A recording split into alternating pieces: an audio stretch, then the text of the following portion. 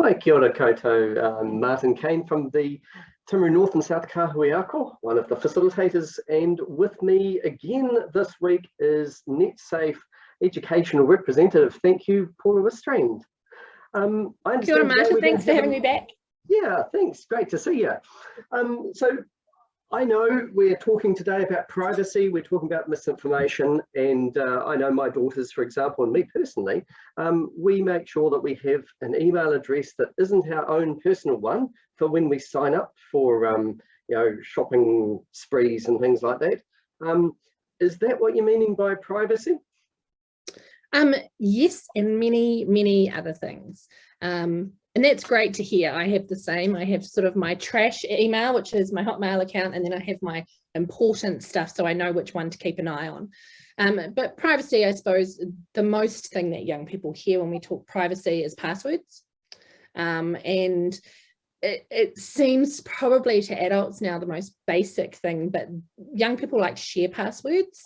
It can come into, I think we spoke in the previous sessions about making a plan that a device isn't taken off you. So if a child's going to be kicked off the internet, they may share their passwords with their friends so they can keep their social media accounts going.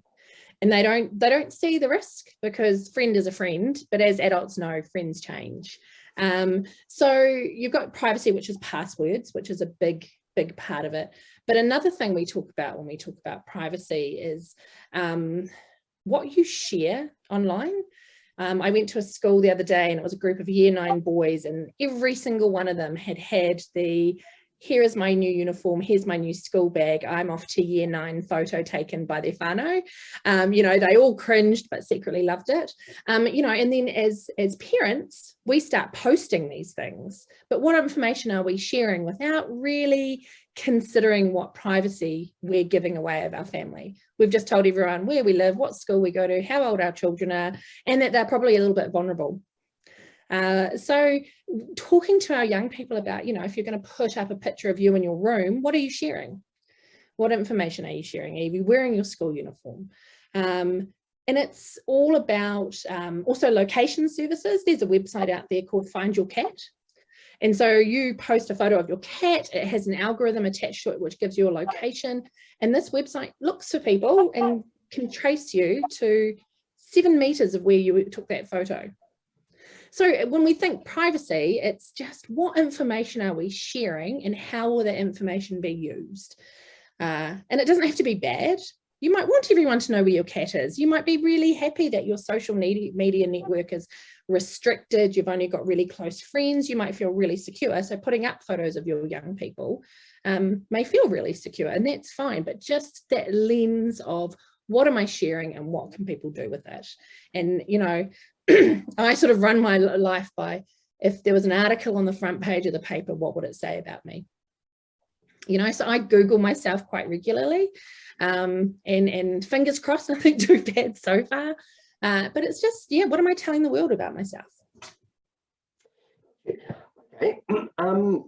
When children don't have that lens and they start, publishing location data and various things like that without realizing it.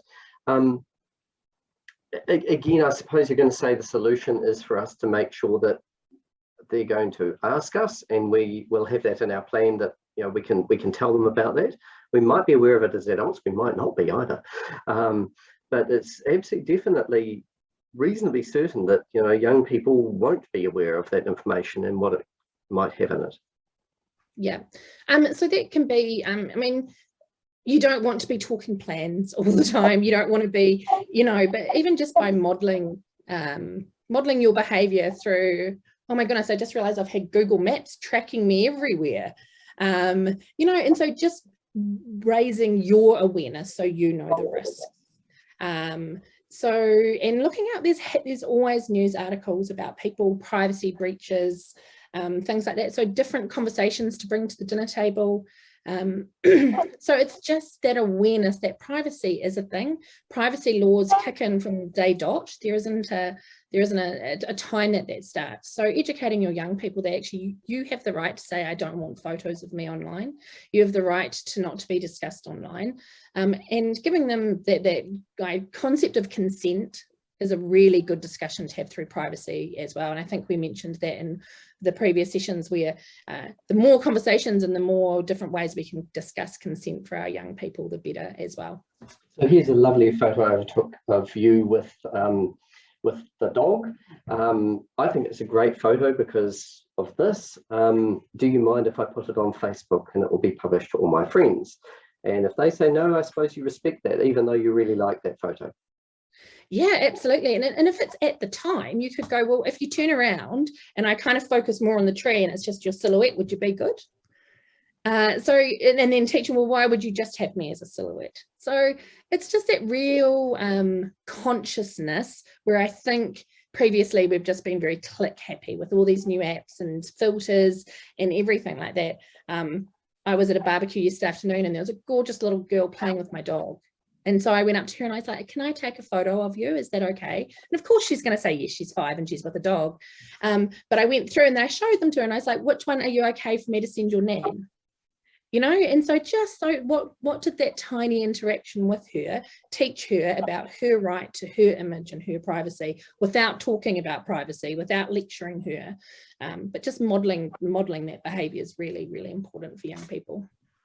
What's the legal standing, just slightly aside, I mean, it might be a myth, but I've heard in France, for example, you can't take a photograph on the street of, you know, people across the road without their permission. Where's the legal standing in New Zealand with that at the moment? If you're taking a photo in public and you capture, you know, images of folk in your photo. I don't think there's a specific law that sits around that. There will be laws within public places like swimming pools and things like that. A lot of the pools and that's you go into now and it's like you can't take images. It's all sort of what's done with the image. If there's 100 people in the photo, in the background, there's no ill intent, there's no harm caused. If it's a birthday party and there's 10 kids, you know, you don't know what child might have custody issues. You don't know the narrative that sits around it. So there's not a law saying you can't take photos and share them. But if you take photos and share them, can there be harm? And that's the question you want to think. Could harm come out of this photo? And if you don't know, don't share. We'll try by. I know that on the internet particularly, we have wonderful trolls and various things like that. I'm familiar with a lot of the things I discuss. Industry organisations want to, you know, instill fear, uncertainty, doubt. We call it FUD. I think that's, I don't know whether it's a common term or not, but I know Netsafe has got some very, very particular definitions about the sort of misinformation that we can encounter on the internet. Do you want to go through those ones for us, Paula? Yeah, absolutely. And I think never have we been more personally aware of misinformation in our society coming out of COVID, coming out of Trump, coming out of fake news. You know, I don't even know if I'd be having this conversation with you 10 years ago. It would be like, what are you talking about? Whereas now it's really important to educate our young people about this. So you've got your disinformation. So that's information that was created with the intent of really harming someone. So people know that they're spreading false information and they're doing it to cause harm. Yep, so that's their sole intention. You've got misinformation, which is people didn't create it to make harm or intention to hurt others, but it's still not true. You know, and I think we see a lot of misinformation around the narrative at the moment where people just see something and they run with it. I was incredibly guilty of it. Last week, there was an article about how the Russian spaceman was going to leave the American spaceman in space because of the war, and I read it and I was like, oh, that's awful. And I did one Google and it just came up everywhere that it was a fake story. So that's your misinformation. And then you've got malinformation where it's true, but it's used with the intent to harm. For example, spreading information, whistleblowers, you might be talking about someone's personal life when it's of no public information, but you are just being malicious. So the clue's in the name, malinformation, it's malicious information. That's not probably the big things we're talking about at the moment. It's really the misinformation and disinformation. And even I know at a government level at the moment, they're like, how do we address this? You know, because it's just so much of the narrative that sits around social media. You know, there's no censor on social media. We grew up with the chief censor. We grew up with everything having to go through a certain standard, and that just doesn't exist on social media. So a really quick thing, if you read anything online, just look twice, really do look twice. And on that, check your algorithm. So you teach your computer what to tell you. Yeah, so if you are an avid video watcher of cute dogs, YouTube is going to fill up all your information with cute dogs, all your social media with cute dogs. And if I put in cute cats, it's probably going to come back with cats are dumb, watch cute dogs, right? Because it's like, you love this, why wouldn't we give you more? So one thing we recommend you do is, or not recommend, but a good idea could be, is to clear your history on your searching history.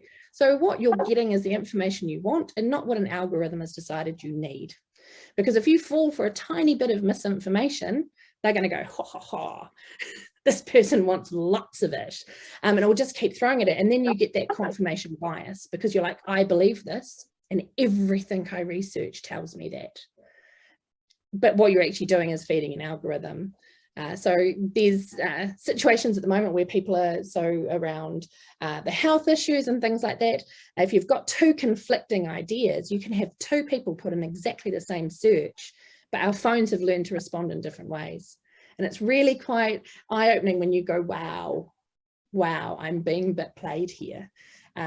So check twice. Make sure you've got a pure web browser who hasn't decided what you want to see. And that's going to really drop down the misinformation that you're seeing as well.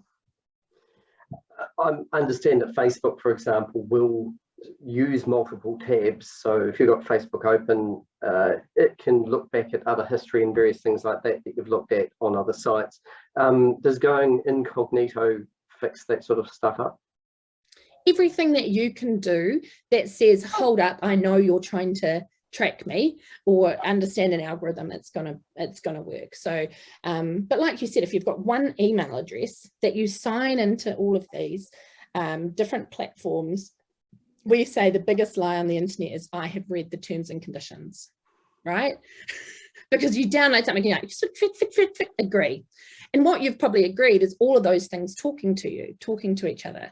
So what you want to do is, I mean, Apple's put out a great thing now, and it's like, will you allow to track? And you might want them to. I'm not saying it's bad, but just being really conscious. Check your terms and conditions, check your privacy conditions really frequently. You'll get an email from someone saying, we're changing our terms and conditions. Do you still want to read the product? Tick. And so you might have, in the first one, said, you can't have my privacy, but they change it and you haven't read the terms and conditions. So everything you can do, going into Cognito, checking your terms and conditions. There's even like sort of terms and conditions for dummy websites where you can go in and it gives you the real basics because, you know, who's got 15 pages to read. So yeah, so every little thing you can do that goes, I don't want to give this information about myself, is going to make you more secure online. Not just secure with your privacy, but secure in your thinking, because you know that what you're going to be getting is a lot more generic. Is it worth feeding a social media site false information, giving them the wrong date of birth, that sort of thing, or are we, well, breaking their terms and conditions by doing that?